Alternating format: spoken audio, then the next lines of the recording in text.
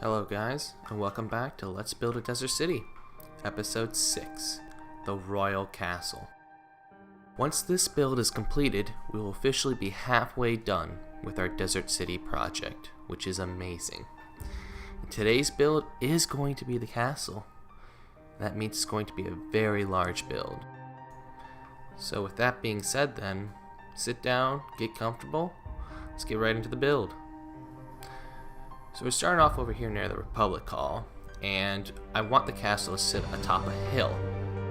Using World Edit, I made a nice box, and then I got the sphere tool out, begin to layer on, making it more mountain shape, and then finally, you get the smooth tool out to help smooth and flesh out the mountain. Now you want to be careful when you use the smooth tool, because if you make it too smooth, the mountain just does not look right. You just need to find that perfect balance. And now it's time to lay out the foundation of what our castle is going to be. Originally I start with a much smaller base, but then I realized, we're not using much of the mountain we constructed. So I later decided to bring it out a bit. Now this tower over here, this green one, is where our siege equipment is going to sit on, our trebuchet that will be repelling the invaders. So I extend the wall out to meet up with this tower. The blue building is going to be the main part of the castle. This is where all the important nobles would go in the event of a siege to help hold out.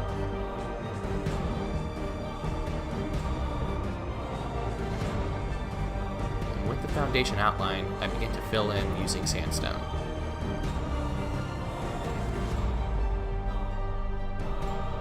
Due to the scale of this build, and just the repetition of certain aspects like the walls and towers, a lot of it is going to be copy and pasted. With already having an established tower theme in our Republic Hall, I decided to copy and paste it over here to the castle. The bottom part of our tower though is going to be completely different, as it is much taller compared to the Republic Hall one. And our top bit here is going to have a slight variation to add a more strategic defense value to it.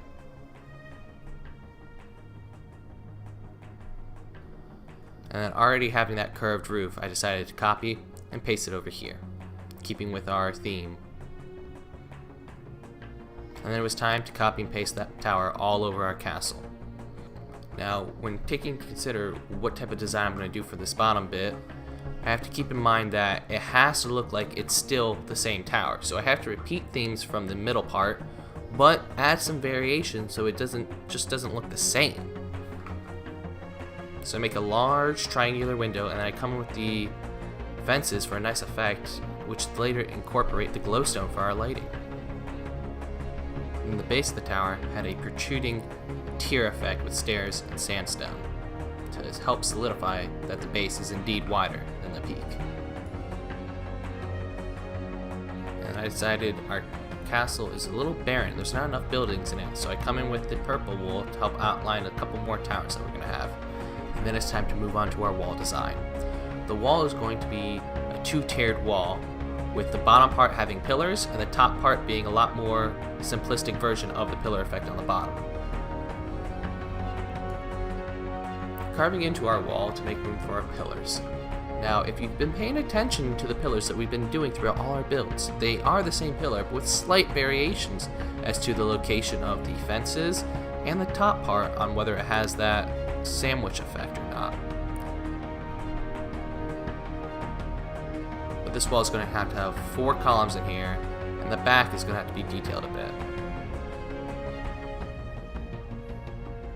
So coming in with stairs and carving in with the red sandstone, get a nice depth feel, and incorporating lighting in there too.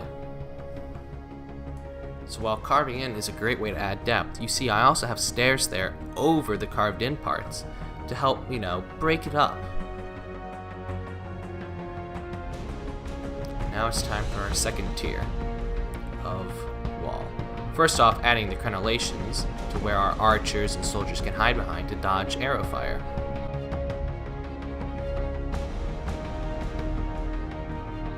Once the theme for the crenellations was established, it was time to work on the actual wall itself. So the pillars are only going to be a 1 block wide and have a simple inlet design behind it.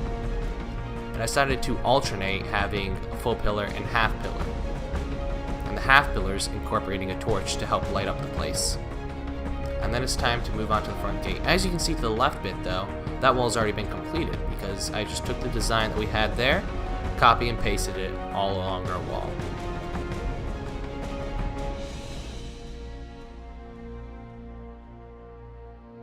The stairs themselves were a quite simple design with just wood as the pathway and sandstone as the railings raised up 2 blocks.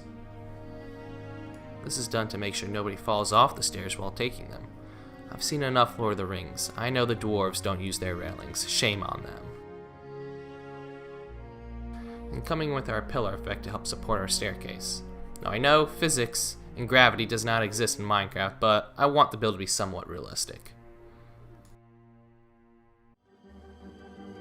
With the main design finished, it was time to come back and just do some minor detailing.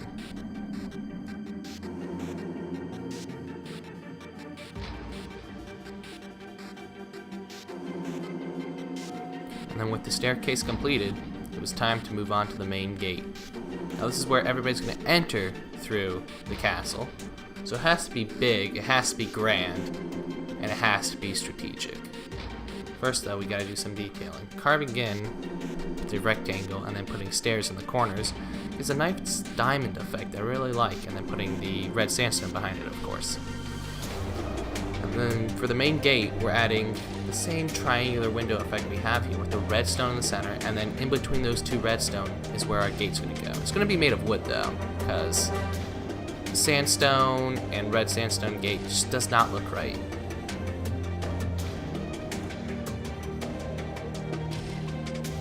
Using fences with glowstone to add some detailing to our gate there. And then it was time for the main castle building. Copy and pasted the walls over for the lower bit, and then we're going to do this double arch with a cubby hole in the center with 2 columns. So carving in, I begin to place the bases of the columns so I know where they're going to go. And then of course adding our doorway back in there.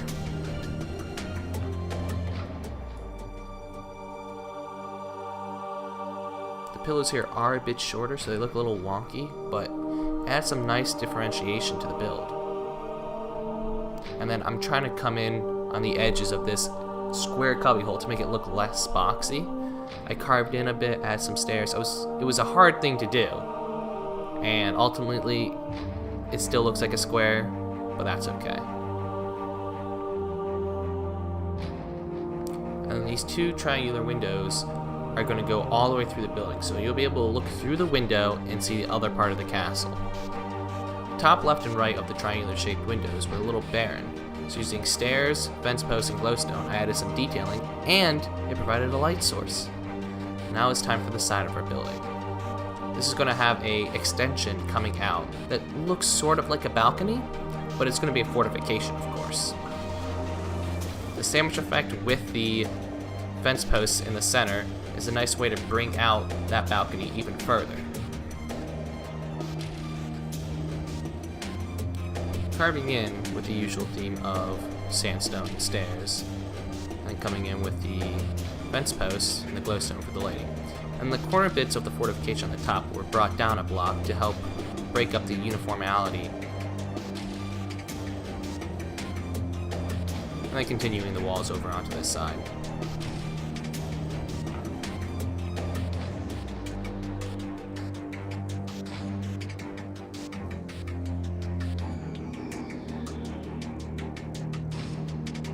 Now it's time for the nice archway effect that we have for the roof of our main building.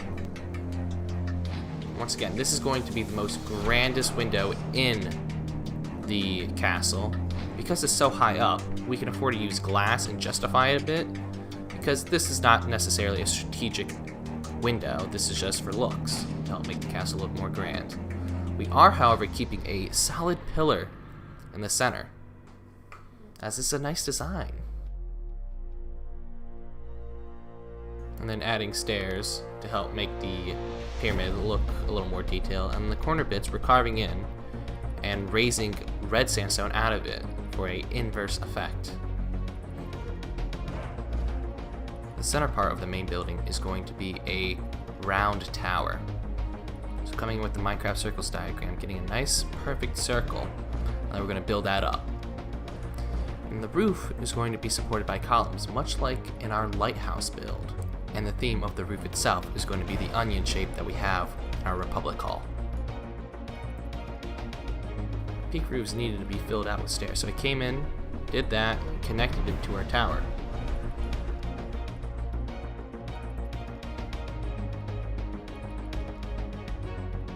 Now this tower is going to have columns on the top and the bottom part, but the bottom part I wanted smaller columns.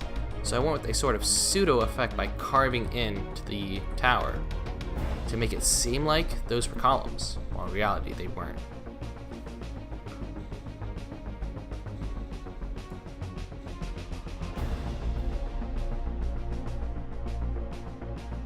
And of course adding some minor detail there to the sandwich part. And it was time to outline where our big columns were going to go. With that outlined, it was time to detail them and flesh them out.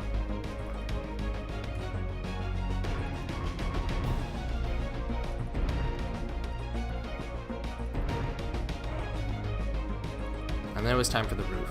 Our roof on the Republic Hall was an even-shaped roof, which means it peaked at 2 instead of 1. And the roof here is an odd shape, which means it peaks at 1. So I had to come in and cut our tower 4 times, and then fill in the gap with red sandstone.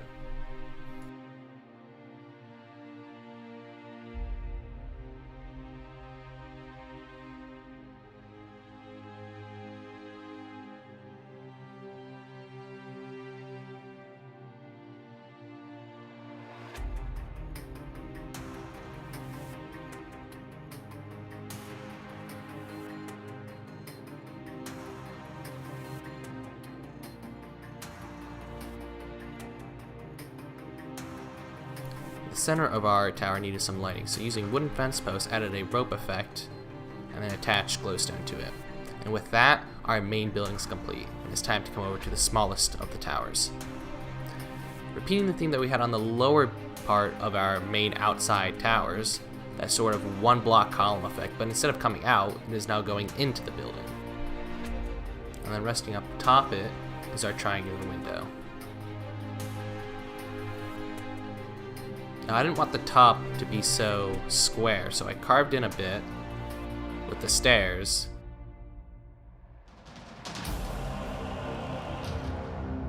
Now it's time for the top part of the tower. I decided to do a layer of fence posts with red sandstone behind it, and then have this sandstone part coming out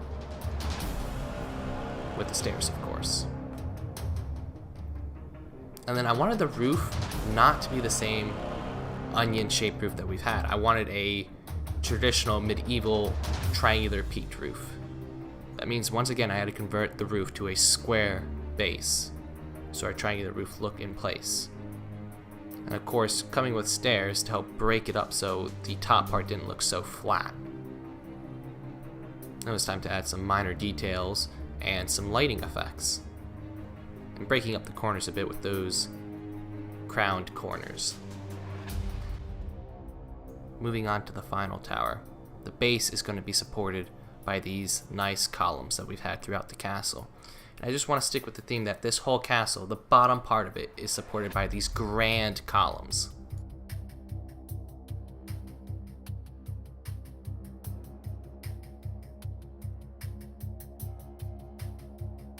This tower is a bit too tall to have siege equipment on it, so I came in with World Edit and I shortened our tower, and using stairs to get a nice overhang effect too. And then repeating the theme that we had in our very first episode with the obelisk, having these detailed corner bits with the stairs and carving into the center of them.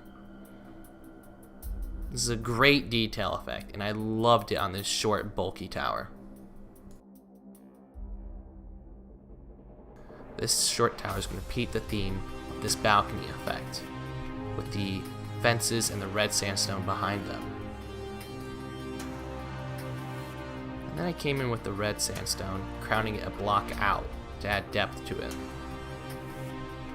As for the wall of this tower, it's going to have a doorway so the soldiers can come out to the balcony. And then it was time just for some minor detailing. The sandstone sandwich between the pillars and the second tier, And then I forgot to detail the pillars on the bottom part too. With that done, we move on to the crenellation top bit, repeating the theme that we've had along our walls. Then it was time to make the platform that our trebuchet is going to sit on.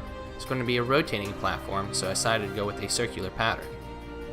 The trebuchet's legs are going to be made of a log, and then the arm is going to be made of the same log with some stairs to make it look a little more fleshed out and not so boxy. Using fence posts as a rope, attaching sandstone rock that it will be thrown, and adding an iron counterweight to the other side.